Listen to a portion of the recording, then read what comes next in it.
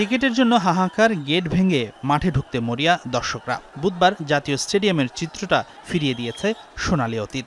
এই প্রজন্মের তরুণরা যে ফুটবল উন্মোদনার কথা এতদিন শুনেছিল, সেটারই দেখা মিলল বাস্তবে।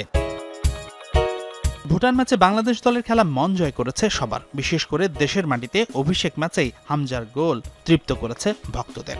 এরপর সোহেল রানার গোলটিও ছিল দৃষ্টিনন্দন। প্রস্তুতিমূলক এই ম্যাচে বাংলাদেশ কোচ হেভিয়ার ক্যাব্রেরা কৌশলে পরিবর্তন এনেছেন। বাংলাদেশ দল নতুন 4-2-3-1 ফরমেশনে খেলেছে। ভারত ম্যাচের একাদশে সুযোগ না পাওয়া অধিনায়ক জামাল ভুঁইয়াকে দেখা গেছে নতুন ভূমিকায়। রক্ষণাত্মক মিডফিল্ডে খেলা জামাল এদিন খেলেছেন আক্রমণাত্মক মিড রোলে। নতুন ভূমিকায় জামাল দেখিয়েছেন মুন্সিয়ানা। এছাড়াও আরও একটি পরিবর্তন ছিল বেশ কার্যকরী। ভারত ম্যাচে বাংলাদেশ দলের কর্নার কিক নিয়েছিলেন হামজা চৌধুরী। এই মিডফিল্ডার যোগ্যতায় সবার চেয়ে এগিয়ে, কিন্তু হামজার হাইট, হেড করার সক্ষমতা আর শারীরিক দক্ষতাও সবার চেয়ে বেশি। সেই কারণেই ভুটান ম্যাচে জামাল নিয়েছেন কর্নার কিক, ফল মিলেছে হাতে নাতে। হামজা হেডারে করেছেন গোল।